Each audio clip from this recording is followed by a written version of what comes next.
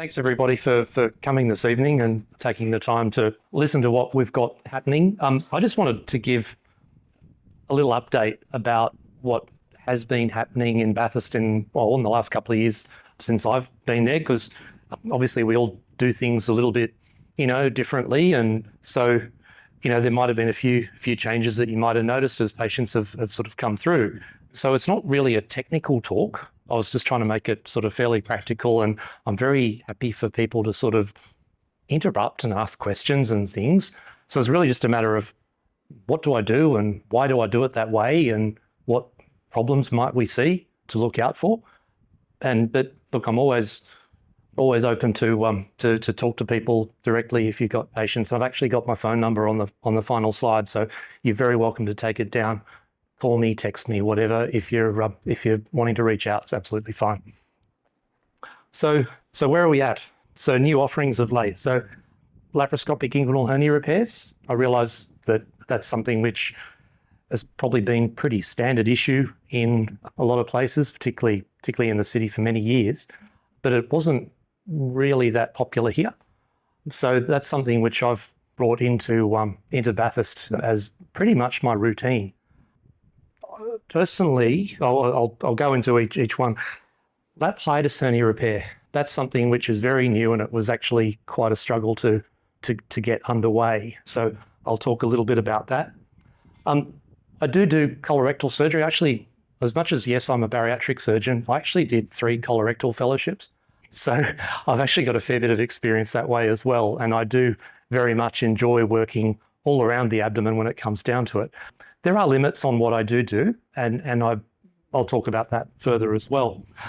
And yes, one of the things which is a work in progress is bringing you might say a homegrown or a home-adapted bariatric surgery service to Bathurst. So when it comes to laparoscopic inguinal hernia repairs, well, why do I offer it? Well, I guess when it comes down to it, if I needed an inguinal hernia repair, what would I have? And look, I do actually stand by the laparoscopic approach. When I was training, which, that was 20 years ago, I suppose, laparoscopic repairs were a little bit new. I mean, there were people that were doing them probably as early as the 1990s. Yes, it was probably the mid-90s when they started in Australia. And it all seemed to be sort of very promising. The main repair was a transabdominal repair. So it was a standard sort of laparoscopy, and then you'd make a cut in the peritoneum and create a pocket, undo the hernia, whack a mesh in there. And then in the early days, there were metal tacks that they'd drill in, and you'd sometimes see them on x-rays and things. And then they'd, once it was all in place, they'd close up the peritoneum again with more metal tacks. Now, why did they want to do that in the first place? Well, one of the problems that they'd always talk about with opening inguinal hernia repairs was, what about the chronic pain that people get in the groin, the capture of the ilioinguinal nerve? And there are also problems with hematomas in the wound. And when it came to bilateral hernia repairs, you didn't have a good side to favour during your early to mid rehabilitation from or recovery from your operation. Whereas once you went to the laparoscopic repair, you can do one side, both sides. Pain levels were pretty minimal. You can do both and people recover quite quickly. And so it sort of became, I guess when I was near finishing my training, it was the standard of care that a bilateral inguinal hernia repair, you should do laparoscopically because there were clear benefits. Whereas if it was unilateral, it was like, yeah, well, look, the experience is pretty similar either way. I think now it's come around that people do generally do better with a laparoscopic repair in terms of their early recovery. So I'm not trying to diss an open repair, because when it comes down to it, in the long term, they do every bit as well. But, I did grow up in an era where the discussion in the morbidity mortality meetings was about, whether someone got a hematoma or whether it was chronic groin pain versus having a numb groin. So the nerve pain issue was still an active problem in the earlier days of lap hernia repairs, because the fixation of your mesh still required you to put in tacks. So as much as you're working in a plane that's behind where the nerves are, So if you've got a pretty shallow tack, you're probably not going to hit the nerve. But there's still a chance, particularly upwards and laterally in the groin, you hit the ilioinguinal nerve. So you went from having permanent tacks for permanent pain to dissolving tacks. So hopefully if you did get any nerve pain, it was probably only going to be for 6 to 12 weeks. What I've sort of come across, just, I suppose by being in the industry, is not using tacks at all. Now, there were lots of people that were doing that with standard meshes, believing that if the mesh was shaped correctly and put in the right place, you didn't need to have any fixation at all. It would sort of settle in there. And by and large, it's probably true. But I have seen a number of mesh migrations in people who've had a non-fixed laparoscopic mesh. So a few years ago, Covidien came out with a mesh that had fixation all over it. So it's called ProGrip. And this is like a close-up of the surface of it. So I call it Velcro mesh, where we're the woolly part and it's the hooky part. And it's an absolute bastard to put in because if you put it in the wrong spot, it's so hard to move it off the tissues. So you've got to have a really good little clean system for putting it in the right place and unfurling it and being confident it's going to be in the right spot. And what I love about it is it sticks everywhere. And if you were relying on a mesh fixation where you've got to have tacks sort of into the bone and then up and lateral, and then you can do the midline as much as you want. But down low over the vessels, you can't stick tacks down there. So you've got this free-floating mesh in the lower part. And where are all the recurrences from lap hernia repairs? Inferior. So I've been using this, so this product sticks everywhere. And so I thought that's pretty darn good for getting good fixation, that if you've got it in the right spot from the word go, we should not have a problem. Well, I have to say it's not quite true either. I had my first recurrence in years with this mesh. They came to me only this week. And it was a chap that he'd done beautifully for about 2 years. And then he was lugging heavy logs of wood to chop up for firewood, and he slipped in the mud and he fell, and the big log fell on top of him, and he hurt himself in various ways. He blew both his hernia repairs. So it's going to be fun to go back and sort that out. So look, nothing is perfect, okay? And I would never say that anything's perfect. So are all lap hernia repairs the same? I should follow my slides a bit better, shouldn't I? So the old approach of a TAP repair, transabdominal repair, you've got to injure the peritoneum to actually get into the space. Whereas what we do these days is slide in an essentially non-innervated plane in front of the peritoneum. So you got less pain because you're not hurting the peritoneum anymore. So we do that with basically sticking a balloon inside the rectus sheath and separating everything out under vision. So yeah, the new technology giving it the edge is I feel that this is still a really good product. And I've been able to put it to good use, but as I say, it's not perfect. So the real benefits for patients, I think, these days we want patients to get up and moving straight away after a procedure. I mean, we're decades away from locking people in bed forever after an operation.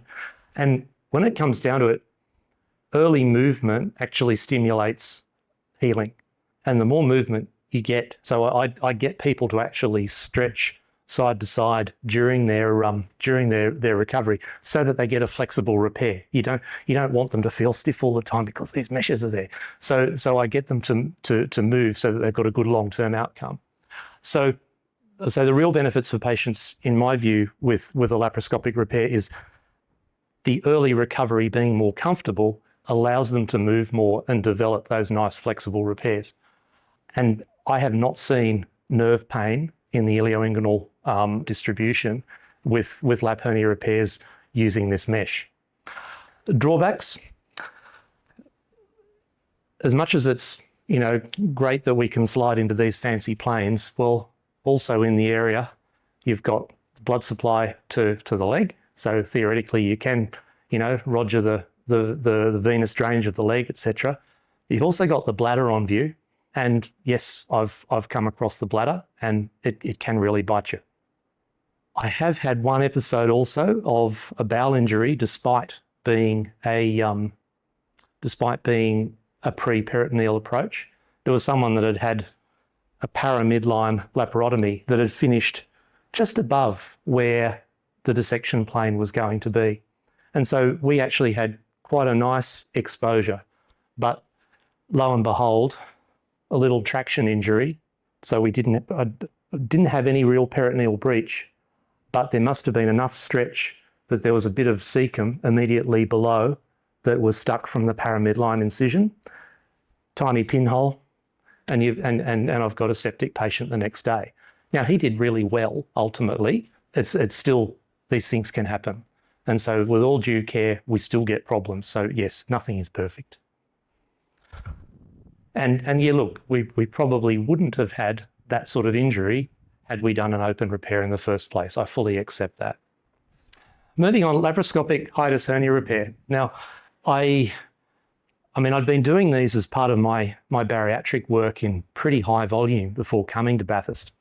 And then during my sort of general on-call, I came across somebody with a gastric torsion as an emergency. I was rather upset that I had to send them away because the hospital saw itself as not being equipped to deal with it. And I thought, well, I've got two hands and I know how to do this. It was a 12-month procedure to get the process up and running that I could offer elective hiatus hernia repairs at Bathurst. But it is up and running, and we've been going beautifully. So it's the early recovery is a bit like having had a lap chole.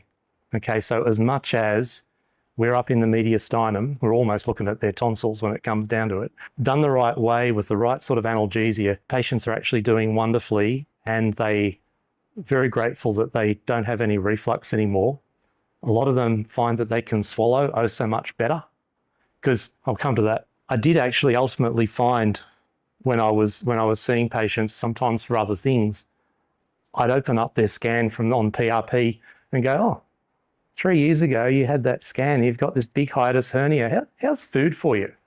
Oh, my meals are pretty small, doc. And it's funny, I think because there was no local service, I think the symptoms there wasn't great awareness amongst patients as well that what they were putting up with wasn't quite right, that they could actually have a better life, if this thing was fixed. So I've actually now seen quite a number of people, and as I say, we've operated on a good number of them. And thankfully, the throughput in the hospital it's not too bad. One patient did wait 12 months, and that's because I had to book people to actually force the hospital to approve it being done, even though I'd done 200 the year before elsewhere.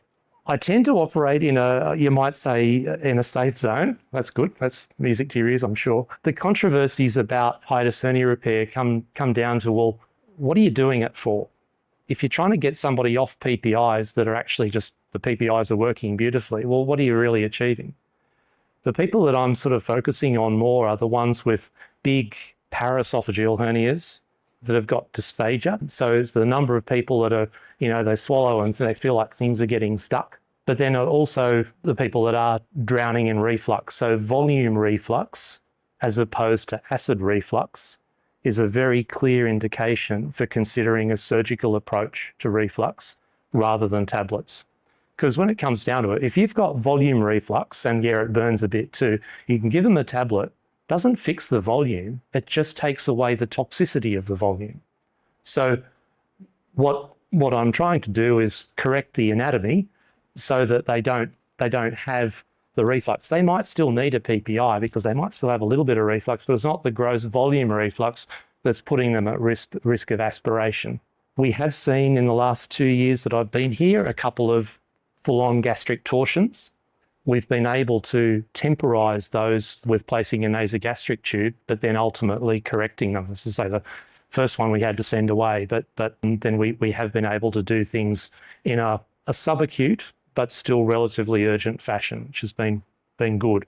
So in terms of investigations and things, look, I've got a very open approach to these things. If you're worried about the patient, just send them. It's no problem. Probably the most useful investigation is a CT scan from an anatomical point of view. I'm able to sort out scopes and things to look at the mucosa first and make sure we're not dealing with Barrett's and things like that.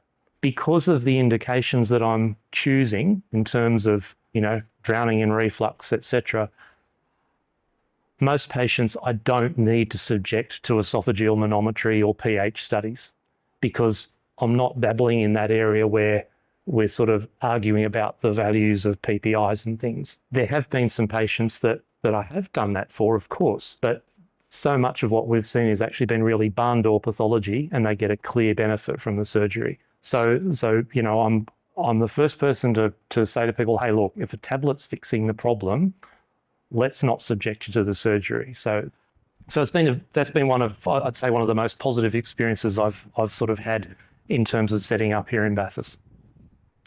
So it's like colorectal surgery.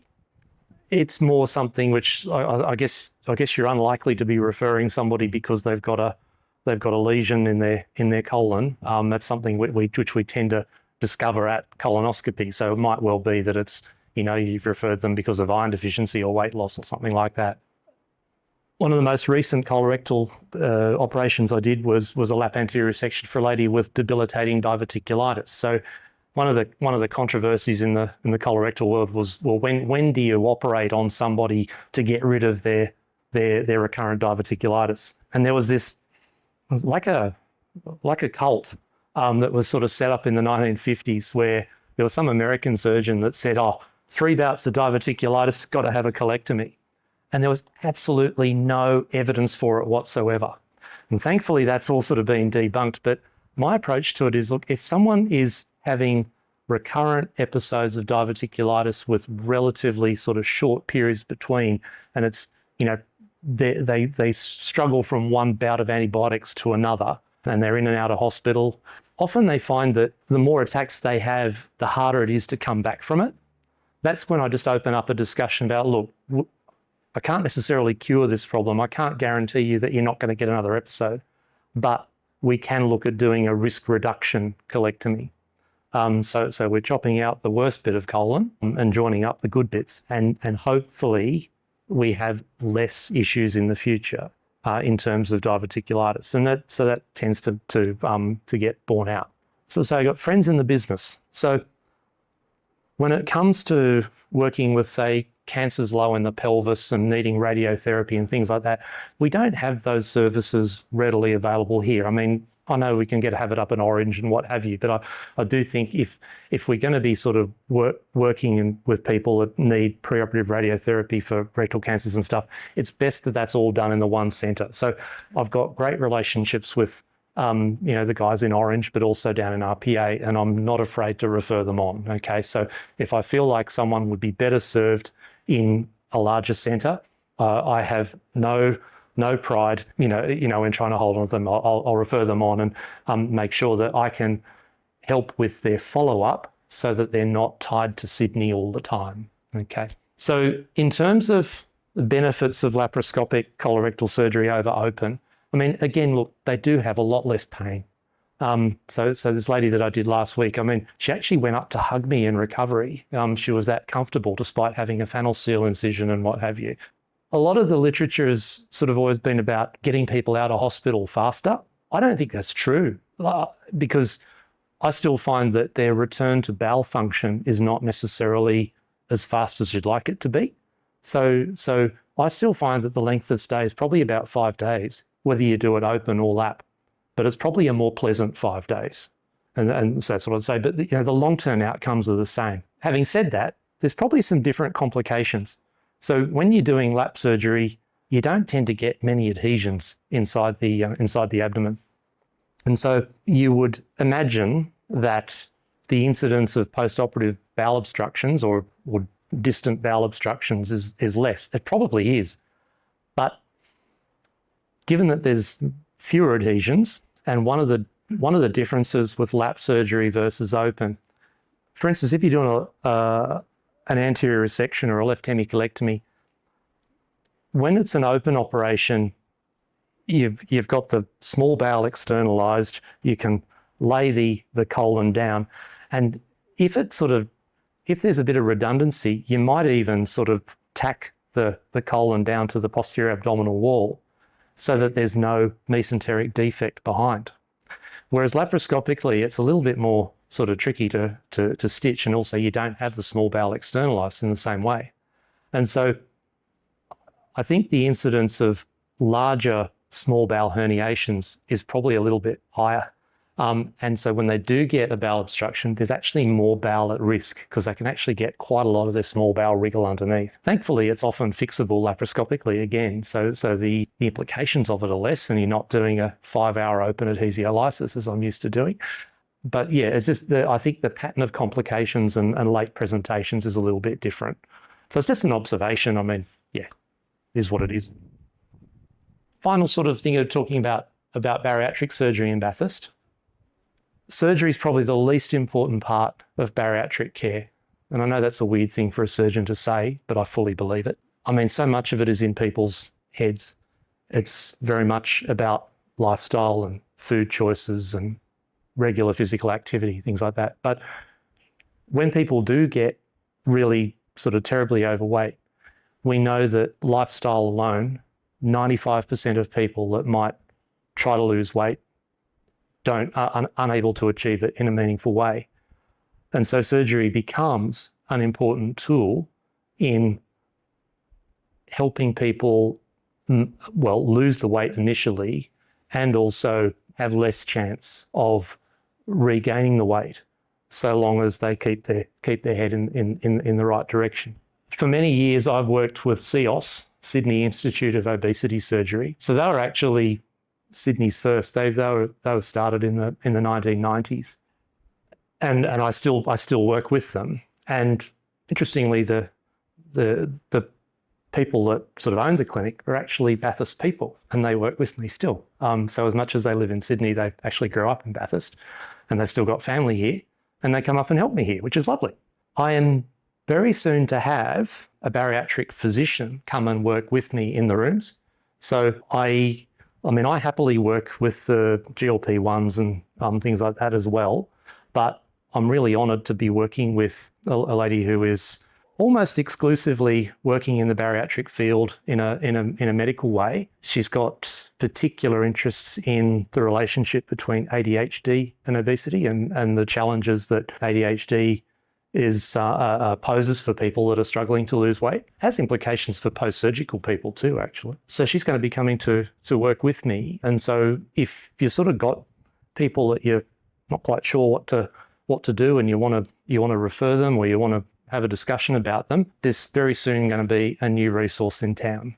So I'm really pleased to be able to announce that to you. I've also got a wonderful dietitian. Admittedly, she is Sydney-based, but we do video telehealth, and she's at, I think, very, very affordable sort of rates. So I think an initial consult is 180, but then it's sort of the follow-ups are less. And when you put that alongside a chronic healthcare plan, you're offsetting that by about $60 per visit. So it ends up being actually quite approachable. So that's another local service that we'll have up and running, I think, very soon. So at the moment, yes, I do see people. I have operated on people from the rooms, but I do take them to Sydney, to East Sydney Private Hospital. But I do all their aftercare locally.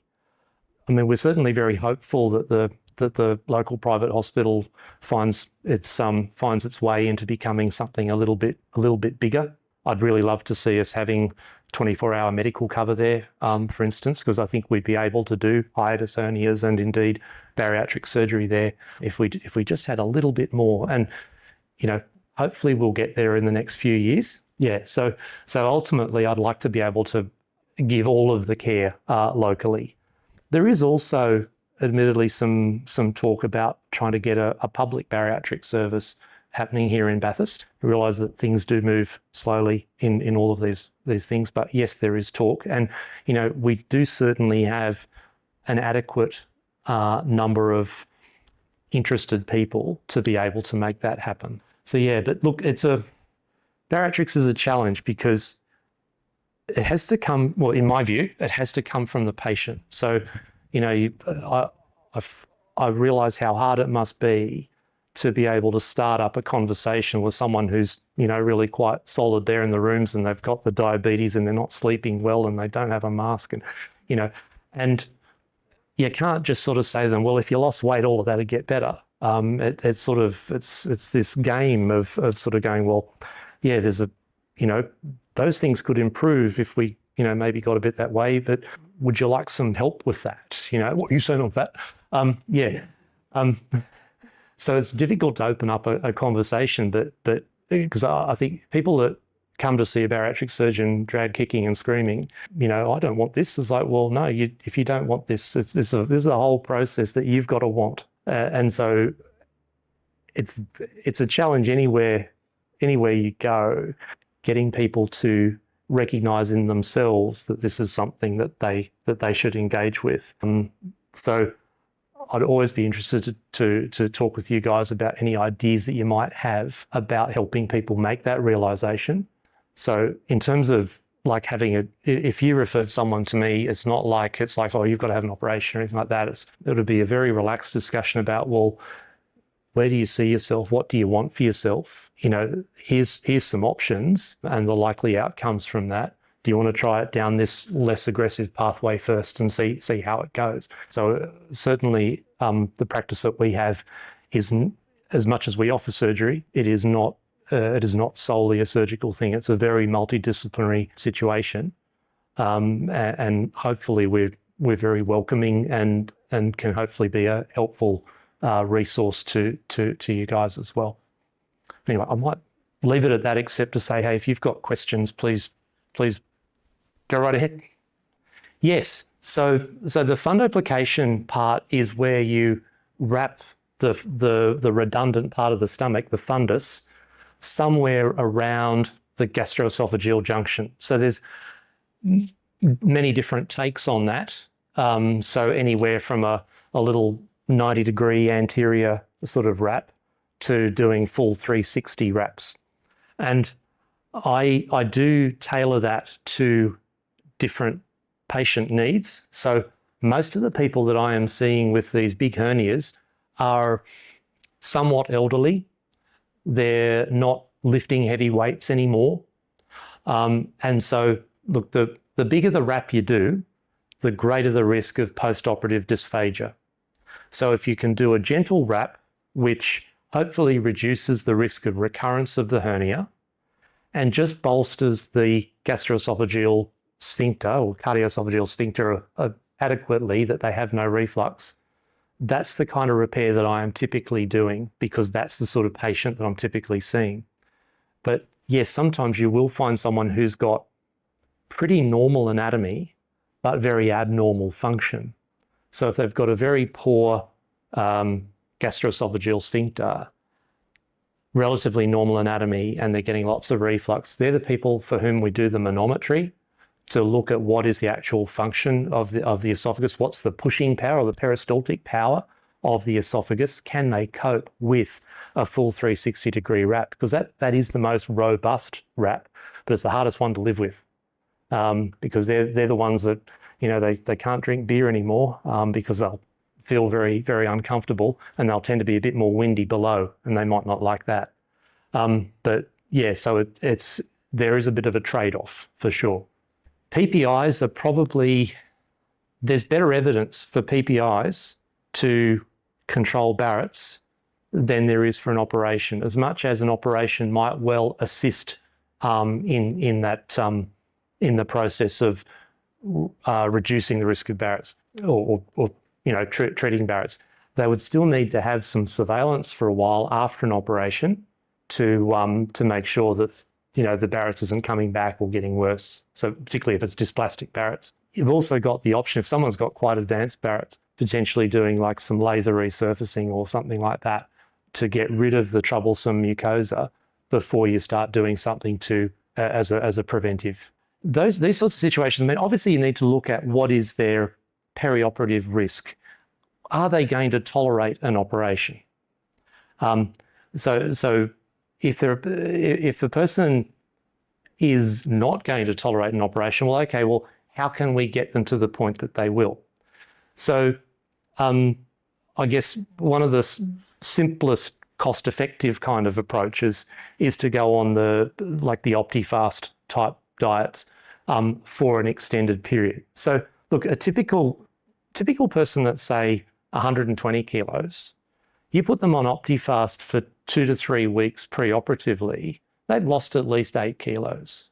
So it's usually about 2 to 3 kilos in the first week, 1.5 kilos the next week, maybe something similar the third week. So it is a law of diminishing returns, don't get me wrong, but it does work. Now, these sorts of people who might need to be losing more, using a GLP-1 for a specified amount of time may well be helpful in getting them over the line.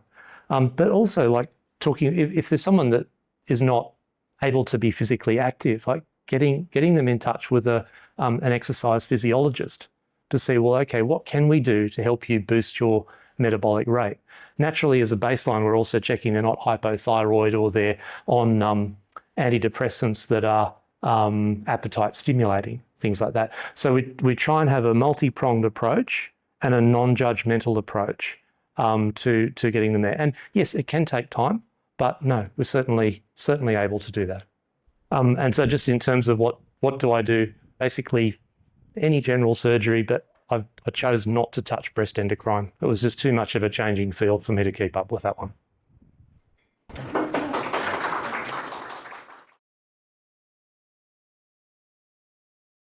G'day, I'm James. I'm the new urologist up the road in Orange. So sort of just by way of background, there's been 2 urologists in Orange for a few years doing the work of about 4 people, which is the reason why we've had to pull back to just Orange. And certainly in the next few years, we'll be back up to, we'll actually get to 4. And we have every expectation plan to be providing services in the district where people live. So Bathurst has not been forgotten. It's just been, we've had to circle the wagons to do what we can with the resources we've got available. We are coming. And so I'm up the road. If I don't start doing some cases at Bathurst Privates, I don't think Jeff will talk to me again. So just by way of sort of background. So rather than talking about myself, because that's boring as something or other else, that sounded like a shot at your foul. It genuinely wasn't, Joel. I thought I'd yeah, rightio. I thought I'd talk about PSA screening because it's one of these things which any urology registrar worth their salt can recite reams about, and then it all gets a bit arcane and weird when the rubber meets the road. So I thought I'd talk about it in outline. It'll make sense. Okay, so the sucking eggs part of today's entertainments, PSA, prostate-specific antigens, 34 kilodalton protein. It's in the kallikrein family. For those of you who are particularly interested, i.e. medical students, some of the interesting tests which are on the horizon and are being used in other jurisdictions look at related proteins, but PSA is the one which we've got in Australia. It was actually discovered way back when, and apparently the original use for it was in forensic testing to see whether or not the thing which the forensic scientists thought was semen was actually semen. But its use as I thought that would get more of a response. The diagnostic use of it started sort of 40 odd years ago now. So the original FDA approval was to monitor response to treatment after prostate cancer. And then people started using it for screening in 94. And the guiding principle to that is that normal prostate tissue secretes PSA. Cancer tends to secrete more PSA. Though there are other reasons why you can have more PSA. So you've got a bigger prostate, it's going to secrete more PSA. If you've got inflammation, so for instance an infection, that will secrete more PSA. And that's one of those graphs which, again, you sort of commit to memory and you sort of go, yep, so the 95th centile of what PSA is increases with age. So, you know, if you've got a man who is 40 who's got a PSA of 2, he's way outside the 95th centile. Whereas if you've got a man in his late 60s, it's hardly interesting. Okay, so that's the age-related changes, and a lot of that relates to, you know, the incidence of benign prostatic hypertrophy because, of course, bigger prostate, more PSA. Now, as a screening test, so it took about 15 microseconds before people started going, well, if it's oversecreting in prostate cancer, why don't we use it as a screening test? And there's the sort of the big study which said, the big paper which said we should do this was New England Journal in 91. And the idea is that if you set a threshold and you say above this threshold, we are all of a sudden interested in this man, then you've got yourself a screening test. And the question, of course, is where do you set the threshold? Because that then changes the sensitivity and the specificity of your test. If you set the threshold higher, you improve your specificity, but you decrease your sensitivity, vice versa. If you set a lower threshold, you end up catching more men in the trawl net. But the two questions which this raises, as it should with any screening study, is does early detection of prostate cancer result in an outcome which the man wants? And do the gains of doing this outweigh the risks?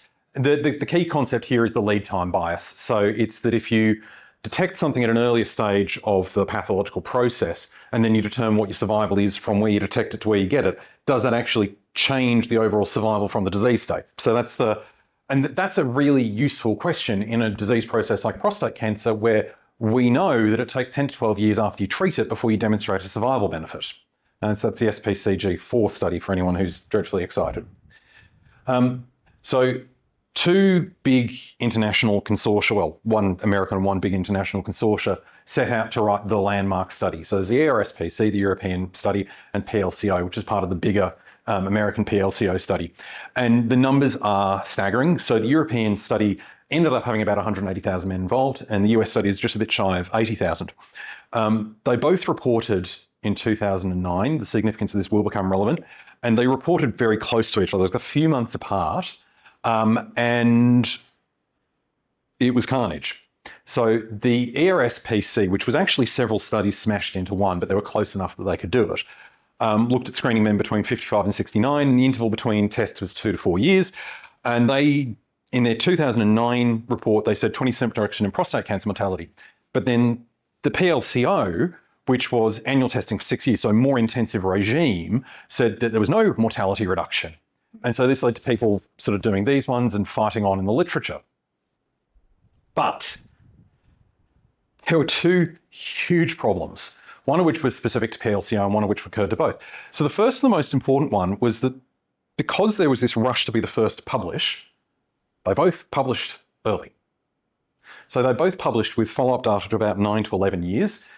And if you remember before, I said it takes 10 to 12 years after you do something about the disease before you can demonstrate a survival benefit. What a surprise. You report early screening data and it really didn't show the effect. And that was common to both of them. And that was it was just, they knew that they were running on both sides of the Atlantic, basically. So it was competition.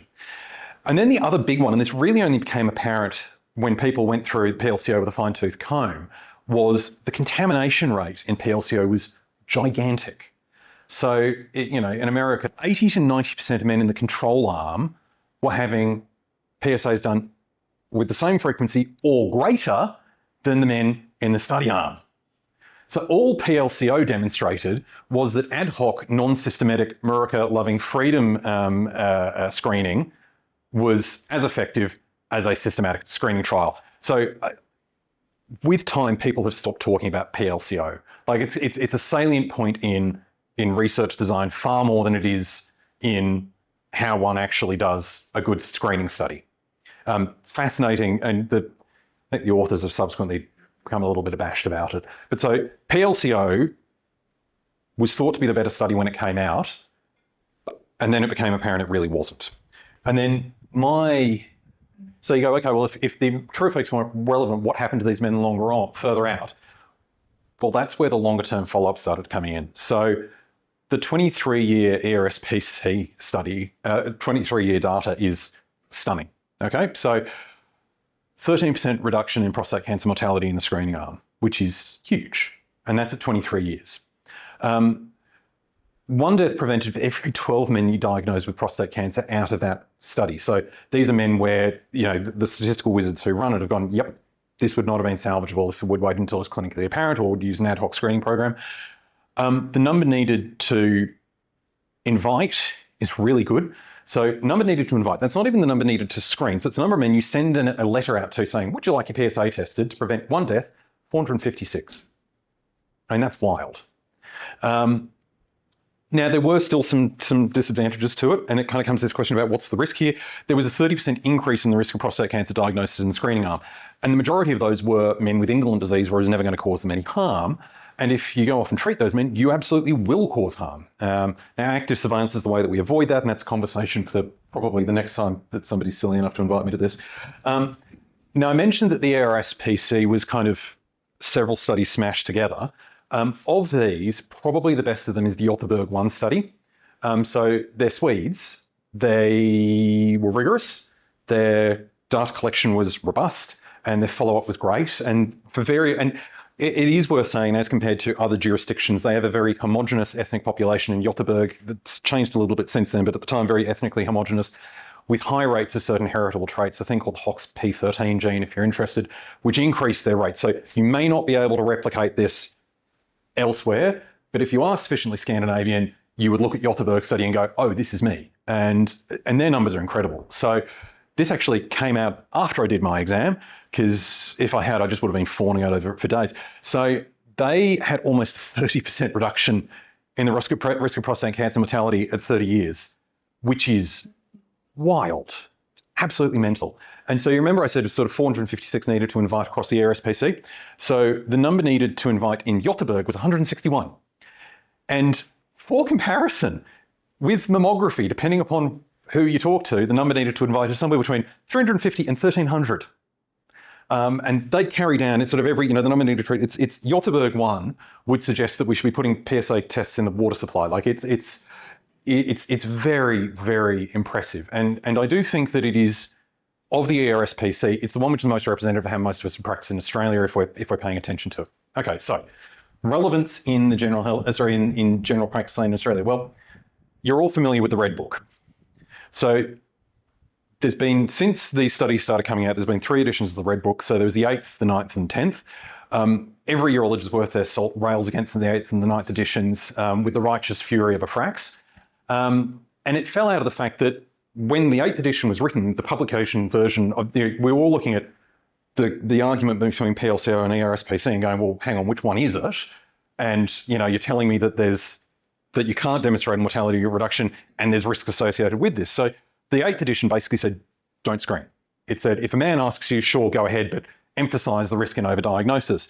And it's kind of, you can see that it has softened over time. And I think that's a reflection of RACGP going, yeah, the literature is moving on from this. And so the 10th edition is not bad. It's not a million miles off what we would say is reasonable, but it does still, it starts by discussing, it emphasizes a lot the risk of harm here, as opposed to, the risk, there's harm, but there is also benefit. And like I say, with the in the most recent iteration of the Göteborg study, you'd say there's a lot to gain here. Now, the reason why I was prompted to talk about this rather than whatever I was scheduled to talk about originally was we recently had our ASM, so our annual scientific meeting, and one of the doyens of prostates in Melbourne gave a presentation on the upcoming 25-26 NHMRC PCFA guidelines. They're draft at the moment, but you can see that they're coming. It is a committee process. So they had 72 people in the committee. So the document itself does read a little bit like a camel. So it was a horse designed by a committee. But at their heart, what they were trying to do is make something which is reflecting the current state of the current state of the evidence, and is fit for purpose. So it doesn't talk about percentiles anymore. It talks about thresholds. They've said basically there should be a one-page cheat sheet that you can roll out. You've got the man coming into you of an age and go, there we go, bang, bang, bang, happy days. As I say, this is still draft, but it's coming. And look, they quote in the Australian setting, they're saying number needed to invite is 246, number needed to diagnose is 14 to prevent 1 death. So again, this is high-yield screening study stuff. And look, these are some of the, thank you, ChatGPT. This is a reasonably good summary of some of the big things which are sort of falling out of it. So it is trying to move away from opportunistic PSA testing to something which forms part of your practice with an aging male. So this idea of a baseline PSA is pretty damn powerful.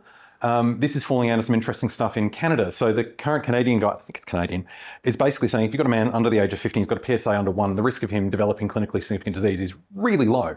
So if you initiate in a man that's over 1, then that should kind of prompt you to go, okay, let's start the screening process now. And if it's less than 1, you can kick it out. Like you don't need to do a PSA on those guys every year. They're probably going to be fine. In an average risk man who's under the age of 70, if he's got a PSA greater than 3, go forth and investigate. And if not, he's cool. Okay, don't worry about percentiles. Don't worry about any of that silliness. Less than 3, his likelihood of clinically significant disease is low. You can do second yearly screening for him. The higher risk men. So early testing for men with strong family histories, the BRCA2 mutation, or high risk ancestry. So the high risk ancestry is men of African descent. Ashkenazi Jews, and it's not in the guideline, but for the, again, the slightly Scandinavian amongst us, if, they have walked off a Viking ship from Norway, consider them. Aboriginal Torres Strait Islanders, we don't believe they're at any increased risk, but it's to do with, inequities in health outcomes. So it's probably worth treating them sort of that intermediate to higher risk sort of stratagem. Men over 70. Now, this is a reasonably big change. So you have to look at this and go, is this a man who's going to live long enough that I care if they get prostate cancer? That's certainly a question I ask myself not infrequently.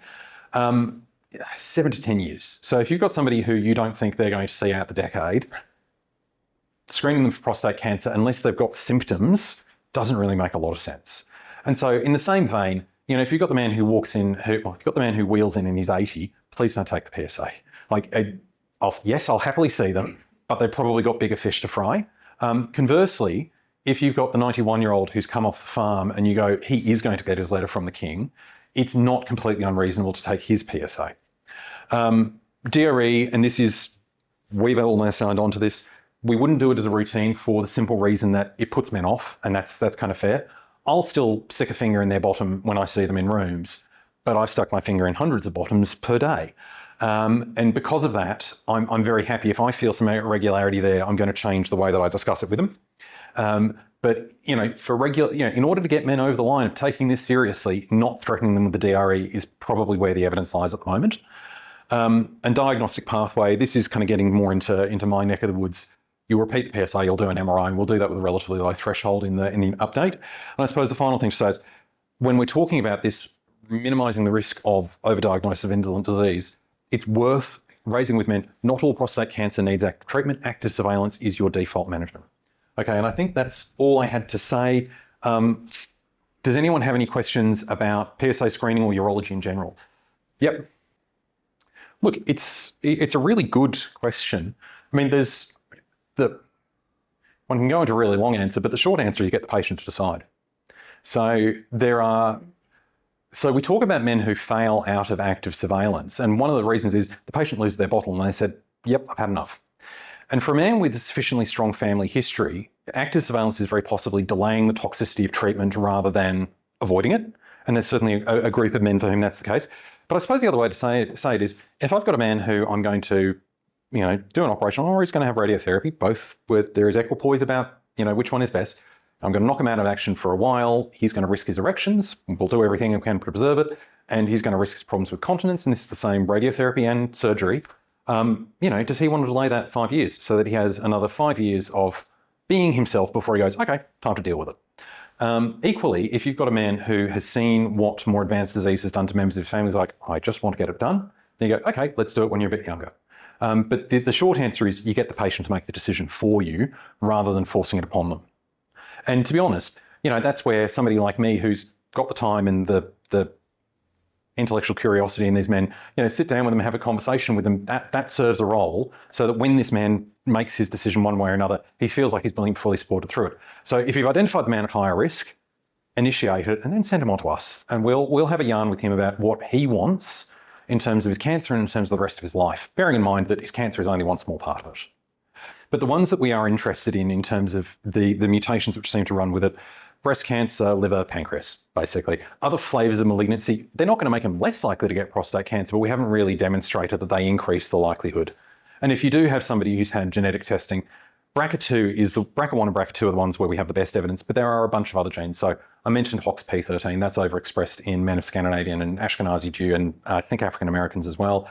And there are some mismatch repair genes as well, which in 5 or 10 years' time, the pathologist will say, do this panel and you'll do that panel. Let's say their risk is X, or their risk is elevated based on this panel. We have some of those. They're not ready for prime time in Australia yet. Look, I certainly always do, because if one of my things is inflammation, I'll just feel like a bit of a clod if I've missed that they had an infection. And so when I'm repeating it, I will inevitably do a midstream urine to go with it. I'm not going to object if you don't, but it's very reasonable if you say, and I've done it with midstream urine and there's nothing there, and you go, cool. So I've already ticked that off as one of the potential differentials. And I'm very conscious. I'm now running over and I'm up the road, shout, we're rebuilding the service, we're getting the band back together. There's something like that, but we're here to help. Right.